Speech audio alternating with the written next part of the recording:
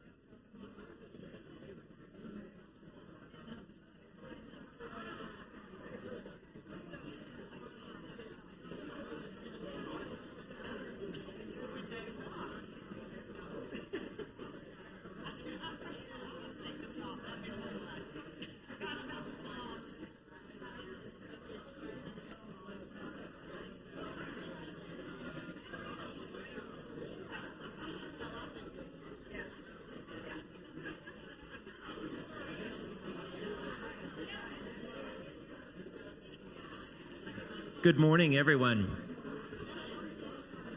If we could please take our seats, we'll begin in just a moment. Please take your seats.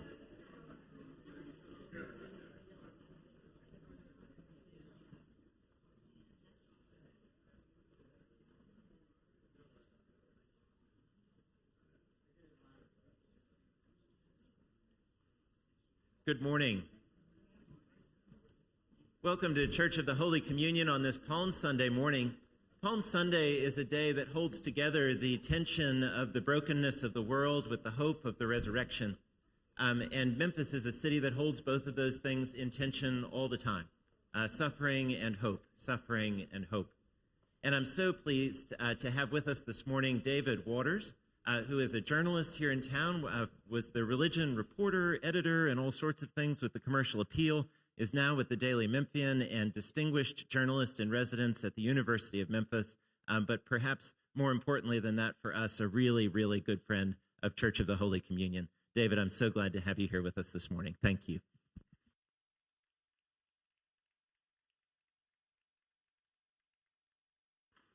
Good morning. Can you hear me okay? All right, if I start mumbling, just wave your hand. My wife says I mumble all the time, so. Just want to make one quick correction. I am not with the Daily Memphian. It's confusing. I do work at the University of Memphis. I work at what we call the Institute for Public Service Reporting, which we started about 4 years ago at the university. I'll explain more about that in a little while. But we have had our content published by the Daily Memphian, which we greatly appreciate. Does that mean? But I'll talk more about that in a little bit. First of all, I want to say thank you for inviting me back. It's always good to be here. It's always good to see Sandy and everybody here. I sincerely appreciate all of you who have reached out to my mother over the past few years. She sends her regards and regrets. She wishes she could be here, but she's not quite as mobile as she used to be, although for some reason her mind is getting sharper than ever. I don't know how that's working, but she has learned how to practice selective memory loss, which I'm trying to take notes because I know I'm going to be using it someday. Did I eat my ice cream today? I don't think I ate my ice cream today, did I? It almost works every time. First of all, let me say that rumors of my retirement are greatly exaggerated. And I know just because I'm wearing the cap doesn't mean I'm actually retired. I wear the cap because of Father Nicholas Viron. Did anybody know Father V? He had a remarkable impact on my life, my family's life. He died about 3 years ago. I met him, and he always wore the cap. So when he died, I started wearing the cap, just to kind of pay tribute to Father V. Sorry. I met him about 30 years ago, actually. I had just started covering religion at the Commercial Appeal, and he had just retired. Now you can imagine Father Viron retiring. He never really retired. He just kept moving, kept going. And he had such a great impact on this community. But he always told me that the best thing about retirement was no meetings. And unfortunately, I'm still attending meetings, so I know I'm not retired yet. I will be 65 in June. I've been thinking about it, but I'm not ready to retire from journalism. But I am ready and have retired from the daily news. And I want to talk about that. Sandy asked me here to talk today about the challenges I see in Memphis and where I see hope. And the short answer is I see challenges everywhere and hope all the time. It's all around us. I think that how we see the challenges in our community, in our country, and where we see or whether we see hope in our community depends a lot on the news we consume and the news we produce. And I want to talk about that some. Obviously, the way we produce and consume news has changed dramatically in our lifetimes. My grandparents used to take a couple of sips from a cup of news every day. They might read the daily paper. They might hear a little news on the radio.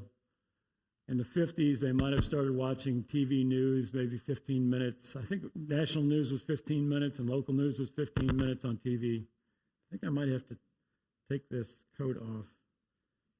Keep scratching. Excuse me one second. Put this right here. Oh, thanks. But they basically got their news from the same place. And they didn't get much, just a little bit every day. And it was all the same sort of news from all the same sort of sources, locally or nationally.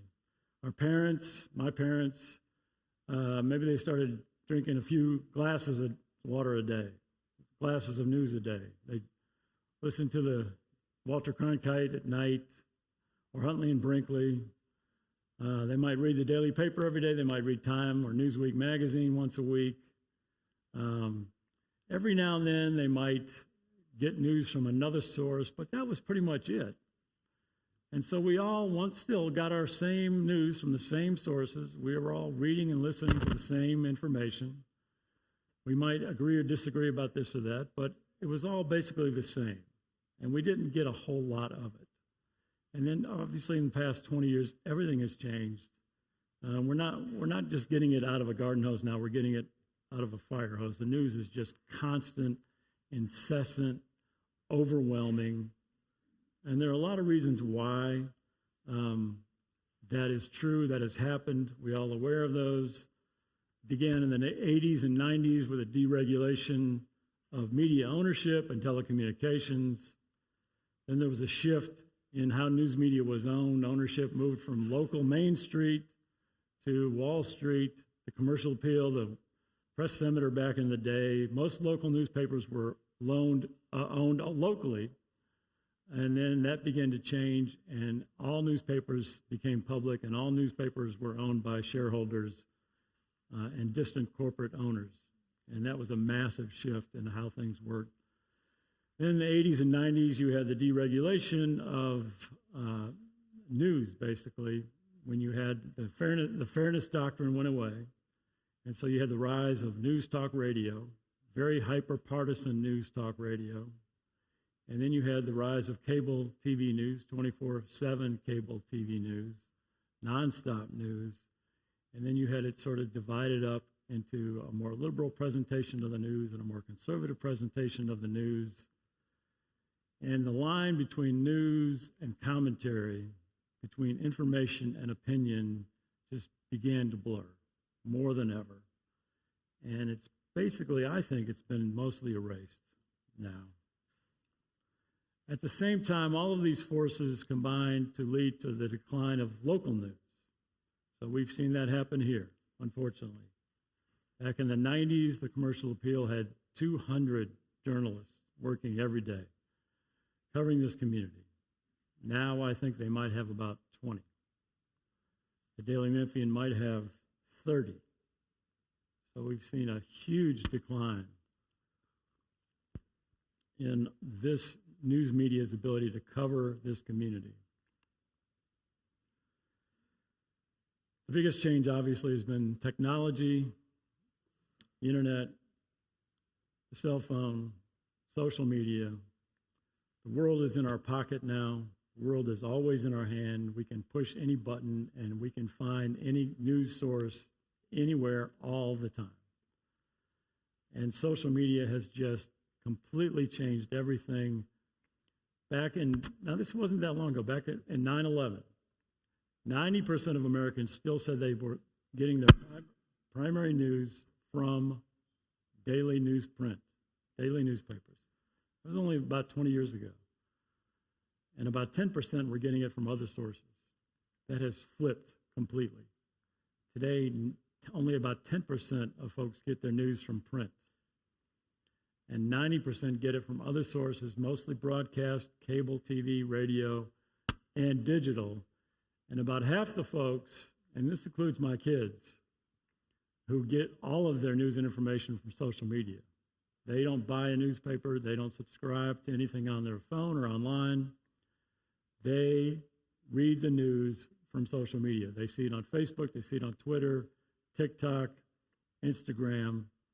Sometimes they click on it and it's a reputable news source. Sometimes it isn't. Sometimes they pay attention to what the source of the news is. Sometimes they don't. But it's just constant, never-ending flow of news. And it's not just the incessant flow of news. It's an incessant flow of sort of dual realities. So we're all sort of separated and siloed into our own realities based on what we listen to, who we believe, fake news, real news, Fox News, CNN News. So not only are we getting too much news and information, we're getting it in different buckets. So one group is getting this version of reality, and another group is getting this version of reality. And I think that that's creating, obviously, some major problems. Can you hear me okay? I don't know why this keeps messing up. This is why I went into print. So what does that have to do with us?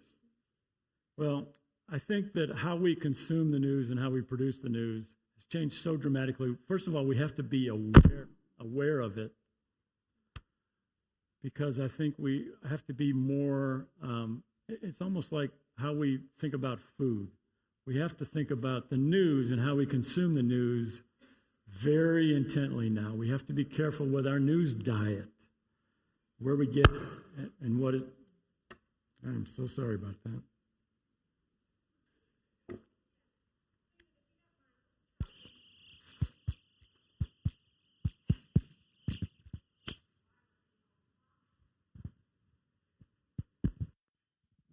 Does that work okay? All right. Great. Okay, I'll go back and say everything I just said. So the pace has changed, the news has changed. A couple of weeks ago, I listened to a podcast, which is another thing that's changed about everything we do. We listen to podcasts now. I love podcasts. It was called On Being. Have you listened to On Being podcast? It's really well done. Krista Tippett does a great job talking about matters of spirituality and other things. And her guest was Amanda Ripley. Amanda Ripley is a longtime, highly respected national journalist. And Amanda talked about the pace of change, how the pace of change has accelerated so much just in the past 10 to 15 years. And not only the pace of change, but the pace of news has accelerated so much in the past 15 years. And she says that because of this pace, the pace of change in news has outpaced our ability to process it all. And that has caused profound anxiety. And I feel it myself. We're just inundated with information and news so much, so often, and so much of it is bad that we don't know how to process it all. We don't have the time or the headspace to really think through it. And she says that not only creates anxiety, but it creates fear, anger, apathy, and it creates a void. and it's a void of processing and understanding. And there are people who are more than willing and happy to move into this void and exploit it. Politicians, other nations, algorithms, extremists. And when that happens, the world starts dividing up into good and bad, right and wrong, good and evil. And that's not just true of our news media. That's true of our politics, obviously. It's true of churches. It's true of interpersonal relations. Anybody had a recent conversation with a family member who voted for somebody else? How difficult that's become.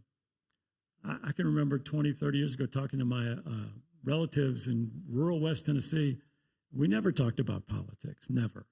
And we almost never talked about religion. I had no idea how conservative or liberal they might have been. But nowadays, it's almost like the first topic we get to is politics or some event in the news, whether it's abortion or guns or something else. And right away, the lines are drawn. And I think the news media just feeds into that. And that's one of the points that Amanda tried to make. And she said she spent a lot of time thinking about this, and in 2016, she had a career crisis. This was obviously during the election. She was covering the election. She was working with a lot of national journalists who were writing about it. And she kept thinking that no matter what they reported, it wasn't going to change anybody's minds. And not only was it not going to have much of an impact on what people thought, but it was also going to make it worse. She felt like the reporting that she was doing and the reporting others were doing was not only not helping, it was making it worse. It was making us more separated, more divided. And she felt like that she had to stop doing that. She had to remove herself from that equation. And so she left daily news.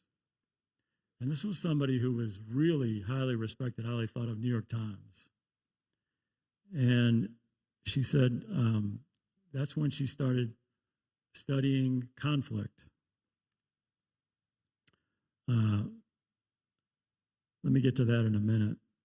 But I felt the same things over the past few years. I felt the same struggle about wondering whether anything I have done has made any difference, and also if some of the things I have done have made it worse. And what I mean by that is this. When Sandy asked me to talk about the challenges I see in Memphis, they're the same challenges I've seen for 40 years.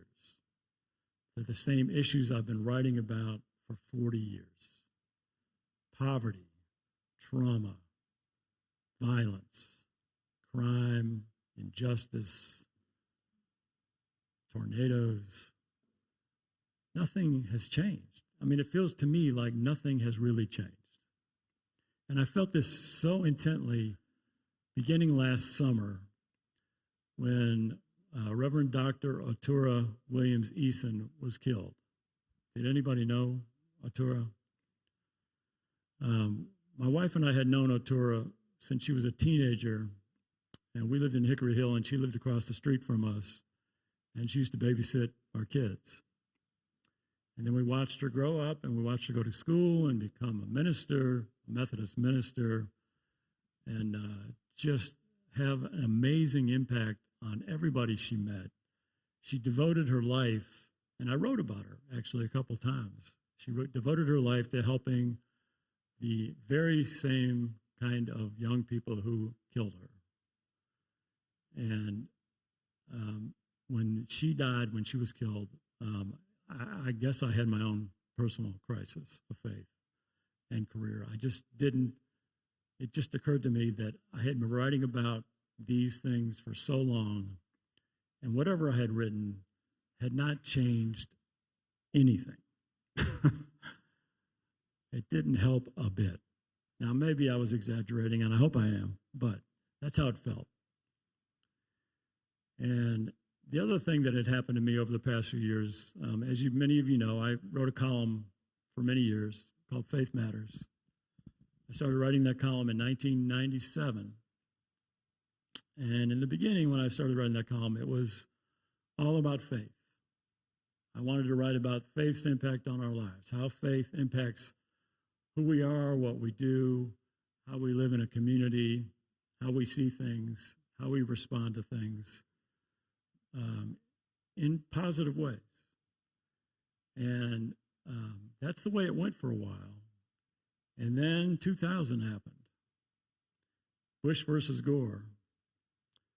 And the election was obviously so close and so controversial. And I tried to stay away from writing about that for a while.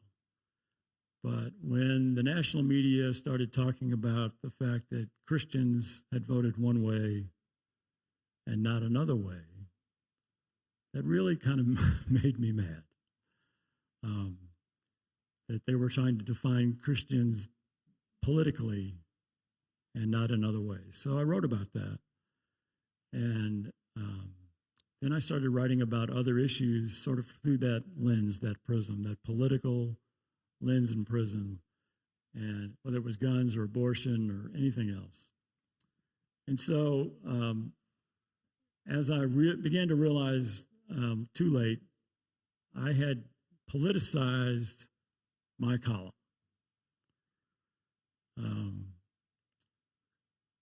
And I wasn't even aware of it at first, but after a while I was.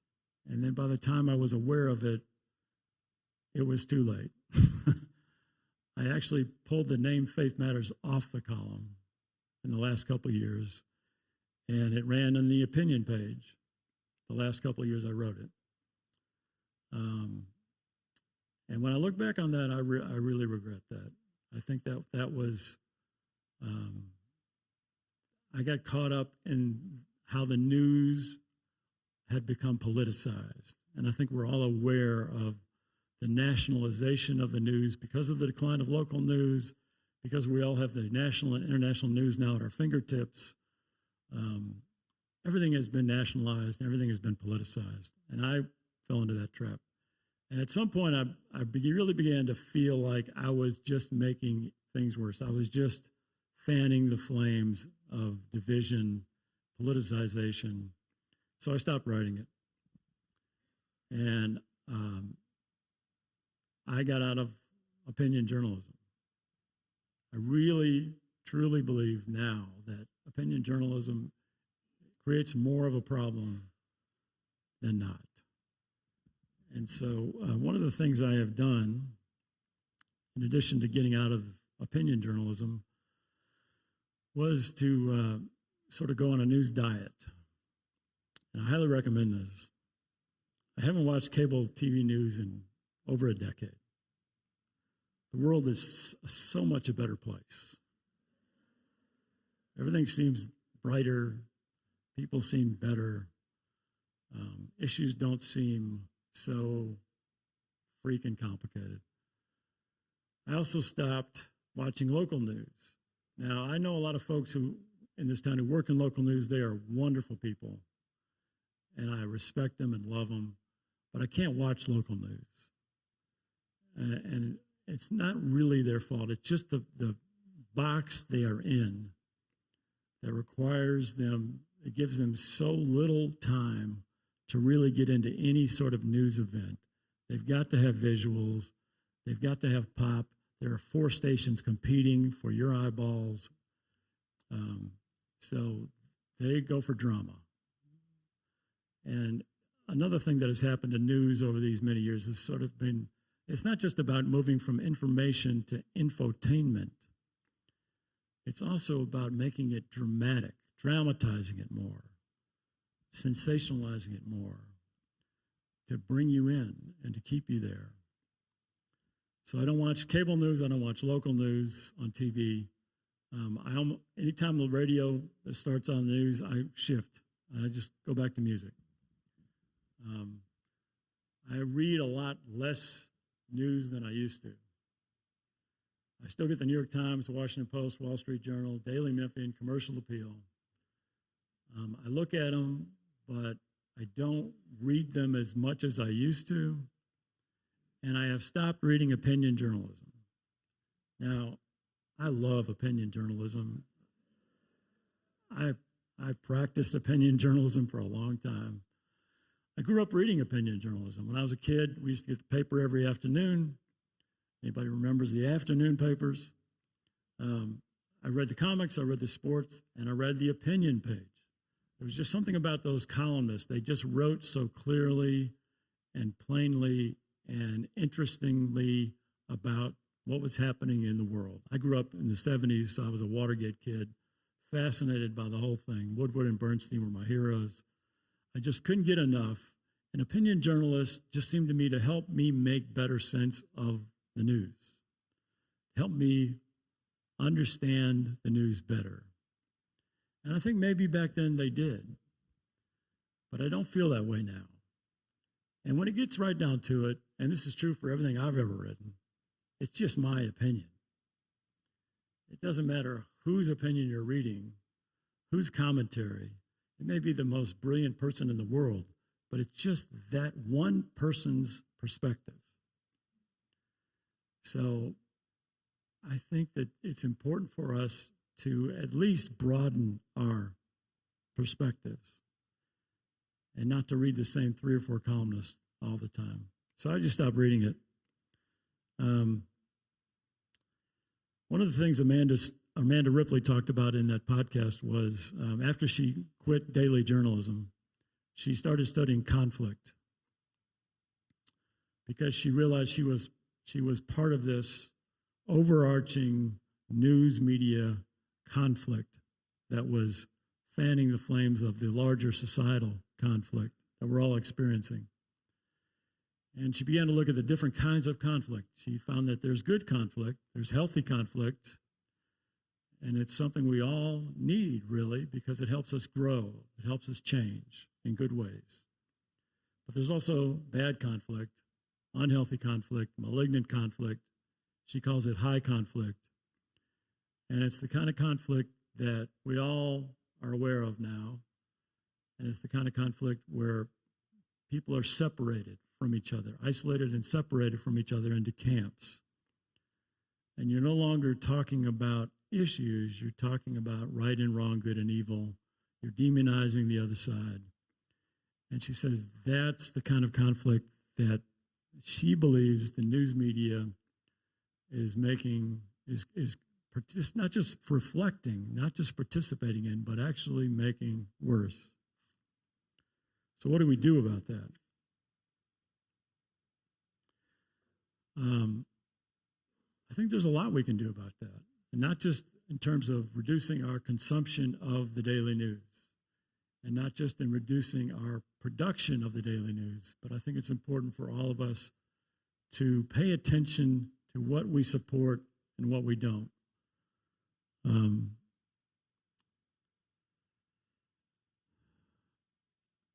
After Otura died, I started writing a column. It's not a column. Sorry. I don't do columns anymore. I started writing a regular feature called Hope in Memphis. And I've written about 8 of them since last summer. I have the privilege of working at a place where I can write what I want. I can take as much time as I need. And I can have as much space as I need because if you're online only, it's endless space. So you don't have to worry about making it fit on the page. And I consider that a privilege and a responsibility. I also think it's important that the institute where I work, and there's only 3 journalists right now working there, but it gives us time to step back from the daily news. We do not really participate in daily news production.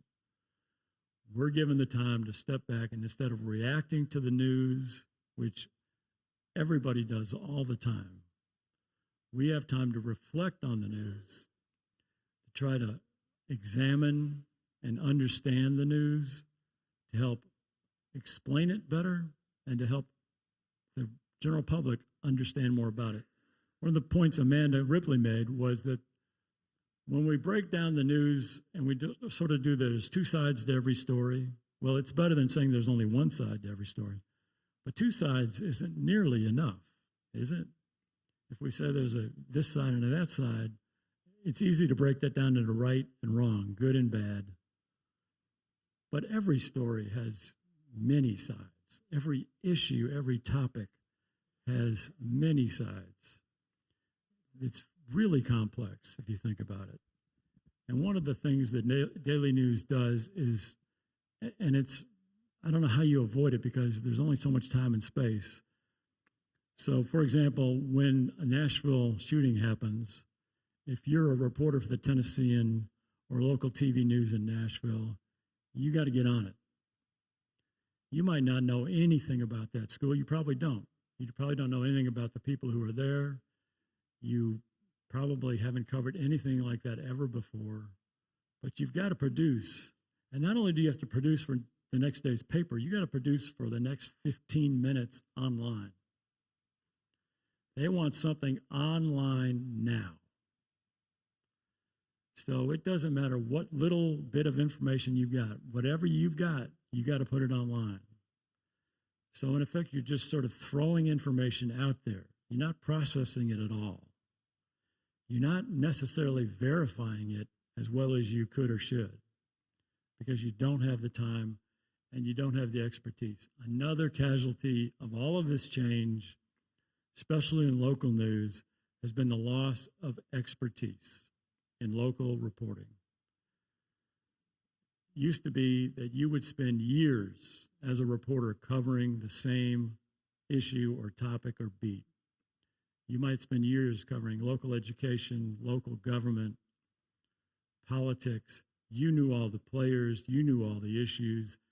At some point when you're working a beat, you become the expert on that topic. You become such an expert that the people you are covering come to you with questions because you know more than they do. They know this much, you know this much. That doesn't happen anymore, at least not locally. We don't have the time.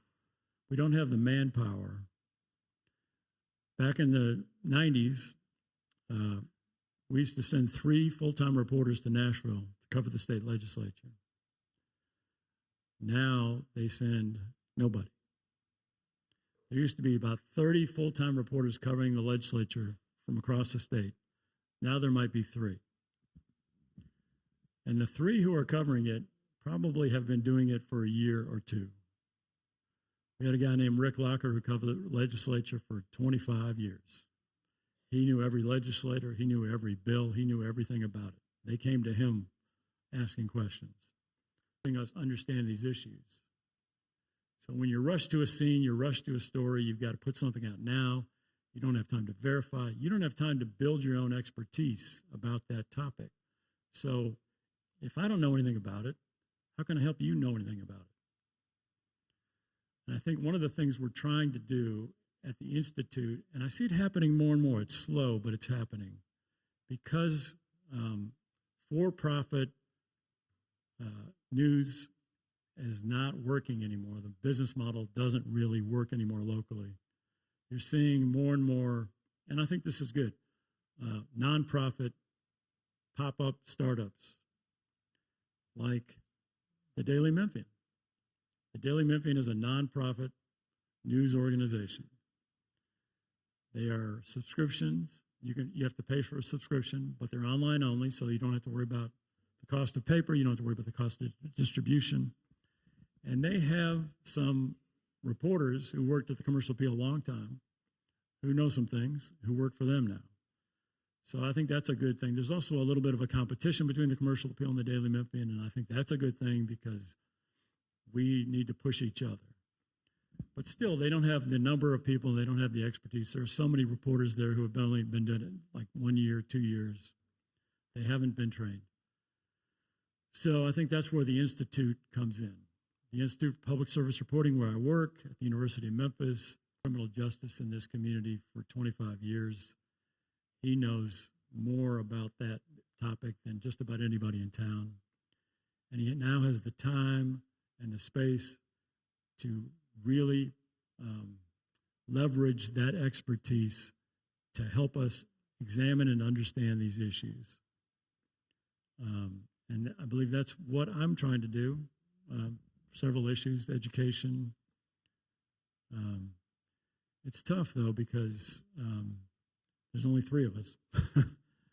So I think I'm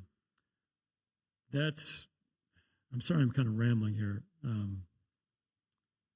I think it's really important that we as news consumers not only expect more from our local news media, but demand more from our local news media, because so much of the challenges, how we see the challenges in this community and where and whether we see hope in this community depends on how that is presented to us through the media.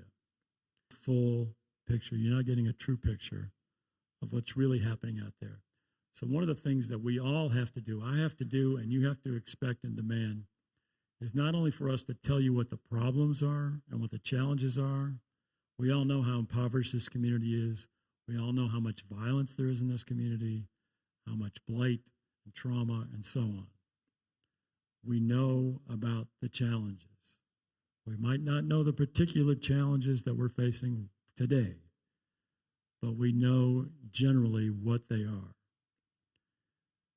But like I said, when I look back over the past 40 years, all that I have written about those challenges, and they're still here. So what can we do differently to make it better? And I think one of the things that we have to do differently, and I believe we're trying to do that at the Institute, is not just to write about the problems, not just to keep telling you what's going wrong, but to get out there and find the people who are working to make it better. Every day in this community, tens of thousands of people are out there trying to address these problems. They're trying to make it better. And that is where you find the hope. And I see it every day. I see it in my wife, who's been in public schools for 30 years. My daughter, who's been in public schools for 10 years. You all know people, you are people who go out there every day to address these massive, intractable problems. We need to know about your work. We need to know that things are being done, that people are out there trying to make it better, and that it's actually working, because it is. It may not seem like it, but things are happening every day. I'm going this week to Carver High School. Anybody graduate from Carver High? Carver High is probably in one of the worst parts of town, Riverside, just south of downtown. And they have a program called Project Stand. Does anybody know about Project Stand? Anybody heard of it? It's been going on for 10 years. When they started, they had a few kids, and these were kids who were sent to alternative schools because they'd gotten in trouble. They'd gotten in trouble with juvenile court. They'd gotten in trouble with the police. And so when they came back from the system, they were back in school, but they couldn't go back to the regular schools, so they went to this alternative school. So somebody got the idea that, you know, the people who really know the most about what's going on out there affecting these kids might actually be the kids. They might be able to tell us what's going wrong, what's happening, why these things are happening. So they started talking to these young people. They started listening to these young people. And not only were the folks at Carver listening to them, but there were sociology and public health professionals at the University of Memphis who were visiting them and talking to them about what's going on and why this is happening. And the insights they gleaned from these kids who were in trouble, who were written off by most of us probably, really helped them develop this program called Project Stand. And Project Stand is an intervention program. It brings all these kids together. There are about 24 at Carver right now. They were the kind of kids who would have dropped out and stayed out, never would have gone to college, never would have gotten a job above minimum wage probably would have gotten involved in all kinds of trouble. but they now have a 100% graduation rate. And that's been true over the past 5 years. 100% of those kids graduate from high school. And most of them go on to college. And they not only go on to college, but they're helped. They get help going to college. And what they found out was that these kids they didn't want to cause trouble. They just grew up in all kinds of trauma. And they had no help. They had no guidance. They had no supervision. And all they needed was someone to understand what they were going through and to help them get through that. And that's what Project Stand does. Now, the fact that nobody knows about Project Stand is tragic, because there's a Project Stand. That's not the only thing like that out there. There are little pockets of these efforts all over town, happening all the time. Why are we not writing about them? Why are we not focusing on them? Why are we not paying at least as much attention to those things as we are to the problems? We all know about the violence. We have to know about it because it's important for us to be aware of what's happening in our community. But it's just as important for all of us to be aware of what else is happening, to do something about that. And I'm telling you, it's happening every day, all the time. So I think part of our responsibility in journalism is to write about the hope. Hope is a story to me. It's not just a feeling. It's an actual reality. There are people who have hope in this community, have hope in these kids, have hope in everybody, and they're out there doing something about it. And that should give us hope. That should encourage us. And I know there are a lot of people, my wife feels this way a lot, like she's battling the world on her own, or just a few folks at her school are battling these massive, intractable social problems every day. But when you find out that there are people like that in every school, and in every neighborhood, every church, everywhere, all the time, it encourages you and it gives you strength to keep going and to feel like you're actually making a difference. And I think that's not only important for all of us, that's important for journalists too. Because like I said, Amanda Ripley, me, I think we're not the only two journalists in America who feel like, wonder if we've had any impact whatsoever on all of these issues, because they're just still here. But I think that if we can find more ways to refocus our attention away from only problems and division and conflict into what's being done, how people are out there trying to make it better, then I think we'll encourage ourselves and we'll feel like we're actually helping make a difference. I feel like Project Stand soon. I feel like that will make a difference. If I just wrote about kids being in trouble, kids in violence, I don't know that would make any difference. I think it would just make us more afraid. I think it would make us less willing and able to do something about it. But I think if we also focus on the productive part of the conflict in journalism, in media, in our own lives, then that will encourage all of us and we'll feel like we're all doing something about it. And I can't imagine that not being a positive thing. And I think that that's something that we all have to start thinking about. I'm going to stop rambling. I hope you all have some questions. I'm sorry, it was kind of, this is why I write, because when I write, I can stay focused. Yes, ma'am. Susan. That came through the Watergate era. Oh, thank you, Sandy. Oh, okay. I'm Susan Klein. I have a degree in journalism myself from the Watergate era, and was at the Commercial Appeal for a while. And at a time when newspapers and other news media were the fourth estate. And could you speak to the importance of the fourth estate and why you do or do not believe that it still exists as an important part of the checks and balances of the other branches of government? Yeah, now you're going to make me tear up. I mean, that is why I got into journalism. I really believe that good journalism makes for a better society. I think the only thing worse than bad journalism is no journalism at all. And I think we've seen the impact of the decline of local journalism, especially state journalism. And I think we've seen the impact of what's happening when politicians and lobbyists and other people who influence the process and influence policy know that there are many fewer people watching them and willing to report publicly on what they're doing. They know that, and they're going to do whatever they want. I think we've seen that in our election process. I think we've seen that in our policies. I think that's one reason that so many of our state legislatures have super majorities now, whether it's on the left side or the right side. It's because there are many fewer reporters watching over the process. I can't imagine a society, and I wouldn't want to live in a society where that doesn't happen, because who else is going to do it?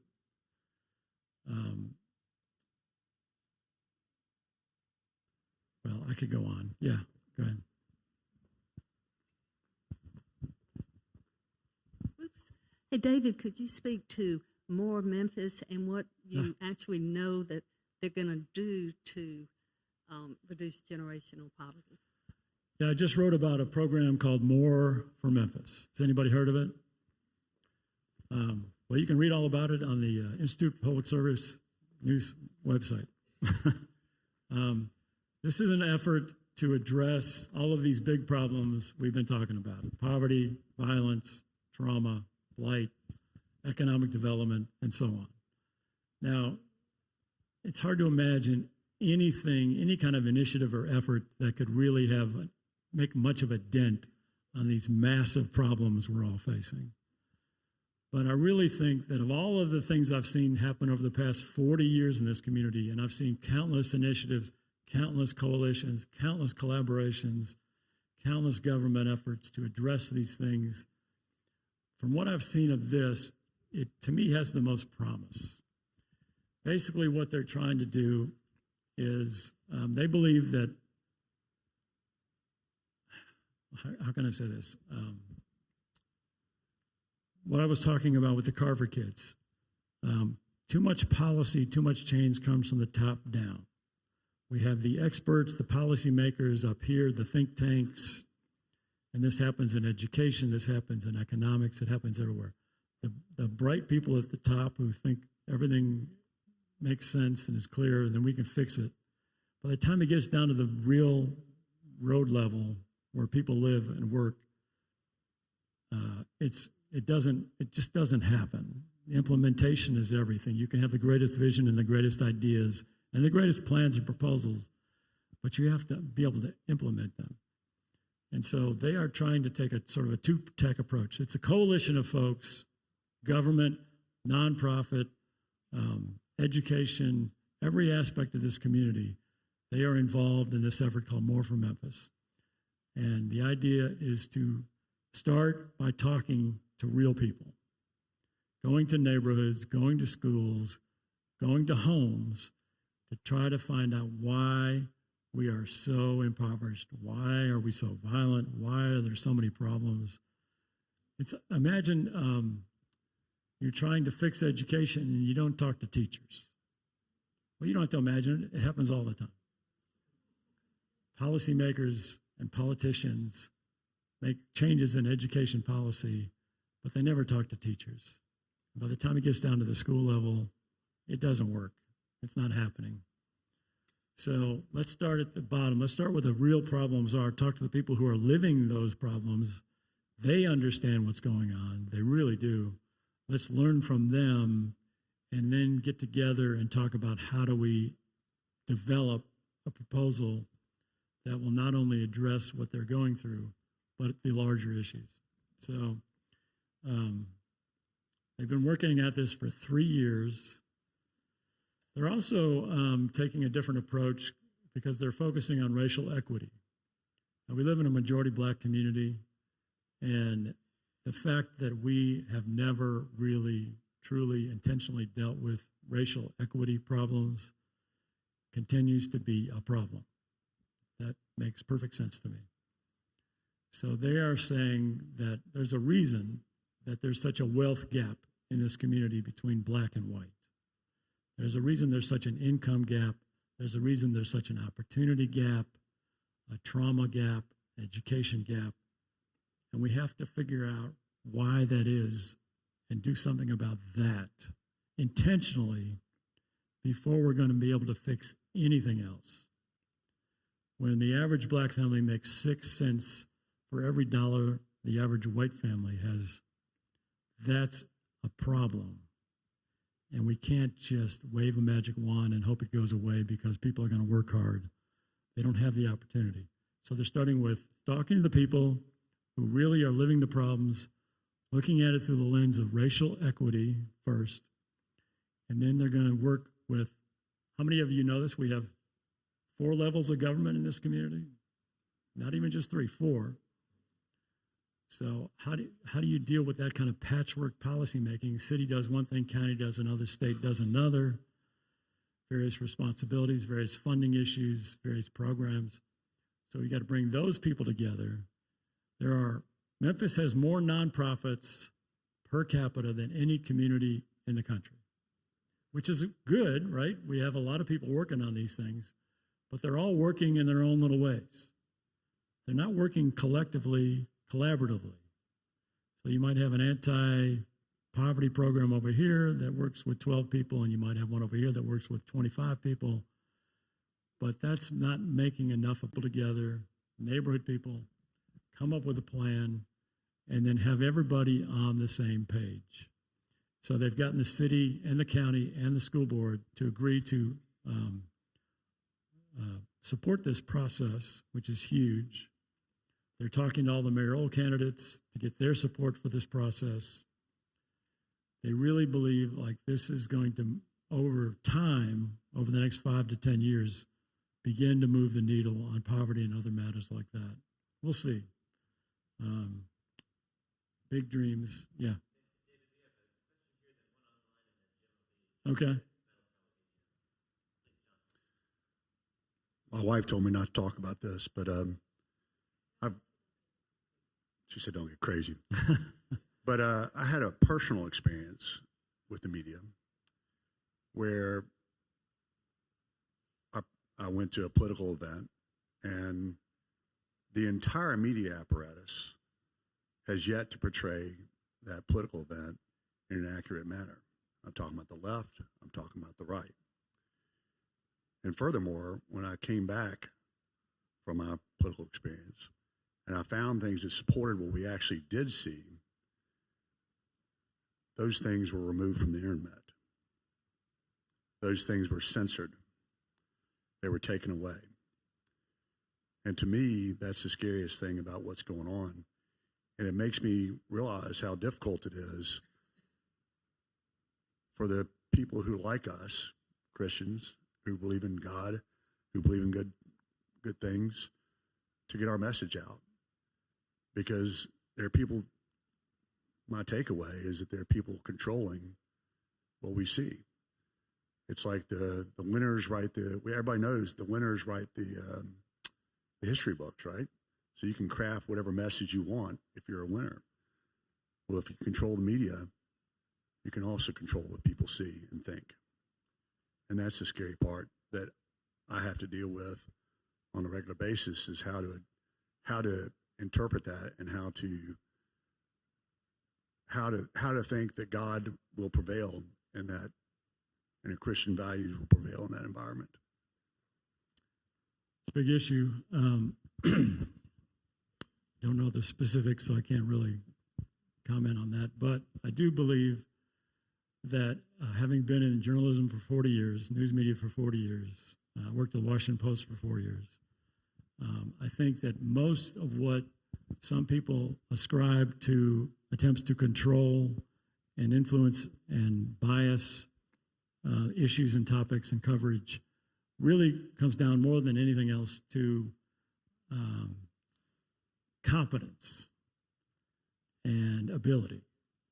Just like in any school or any doctor's office or any hospital or any other setting, you're going to have people who are more competent than others, better doctors and not so much. And that's true in news media too. And I think it's especially true these days because there are more and more younger people working in the news media for various reasons.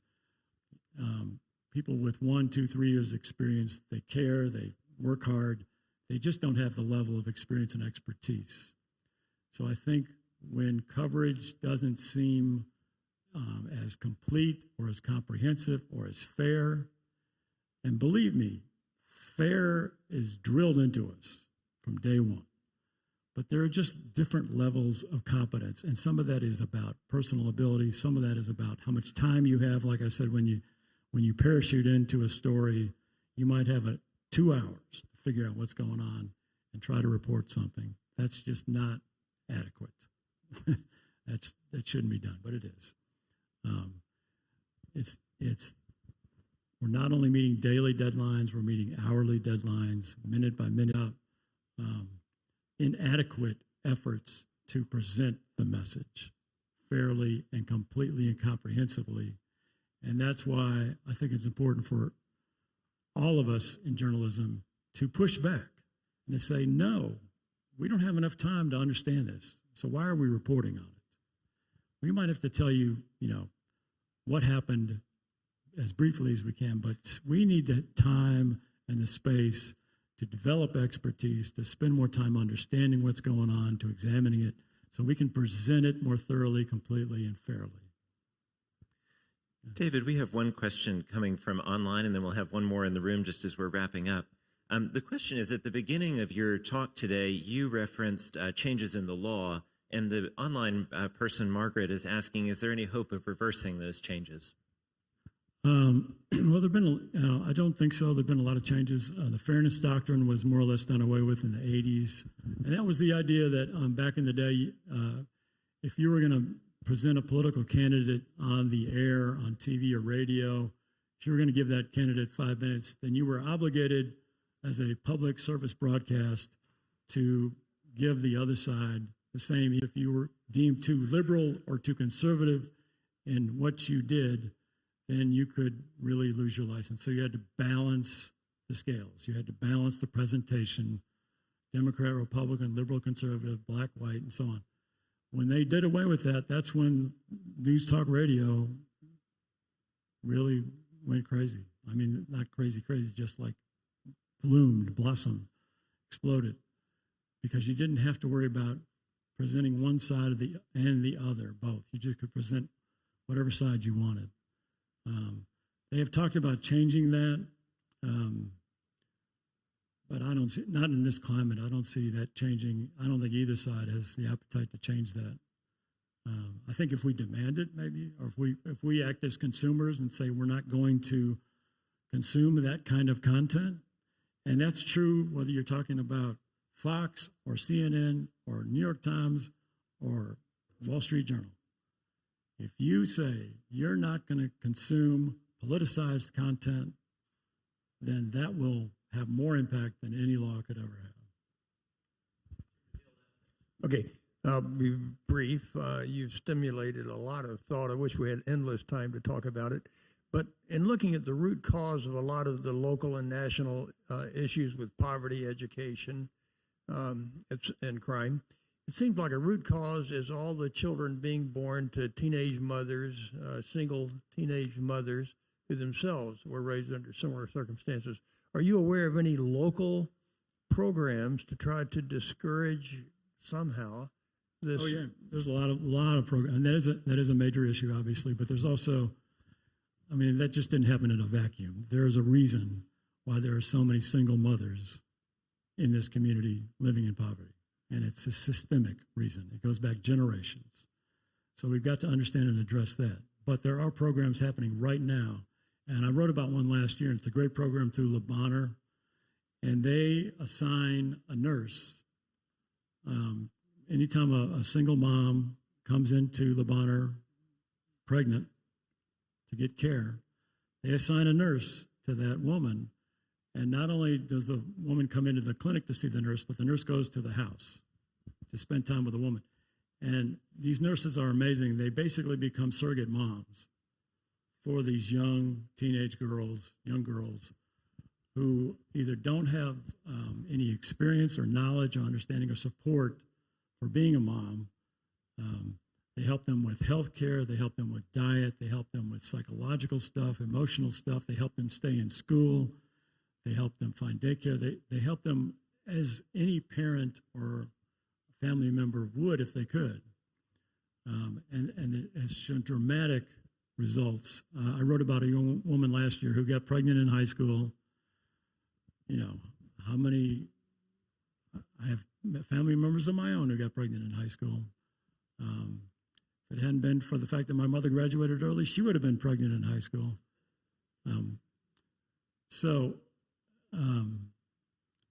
The results have been dramatic. They not only help these women have successful, healthy pregnancies and children, but they help them find safe and affordable housing.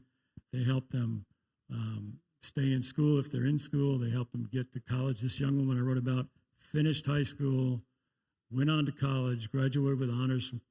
She's actually graduating this May with honors from college, and she wants to go into healthcare, of course. So I think that when you see things, and we should be writing about that as much as we're writing about the problem. There are little things like that happening all over. One of the things More for Memphis wants to do is take experiences like that, programs like that, and expand them as much as they can, because you need more resources to do that. Le Bonheur can only do so much. So if you bring in more resources to do that more frequently. But, you know, it's a generational thing. So this young woman who got pregnant came from a mother who got pregnant when she was a teenager, who came from a mother who got pregnant when it's an intergenerational thing. And we've got to break the cycle of the generational poverty, and you got to be intentional about it, and it can be done, and it is being done. It's just not being done widely enough yet. David, thank you so much for being our guest today. Thanks, everybody.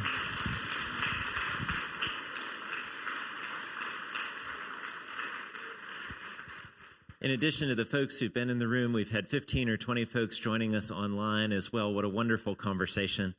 Church will start in about 10 minutes, and we are doing Palm Sunday is going to start in your seats in the church, but make sure you get a palm, because I will be reviewing the appropriate way to shake our palms to honor Jesus. So you need to have it in your hand. Church starts in 10 minutes. David, thank you once again.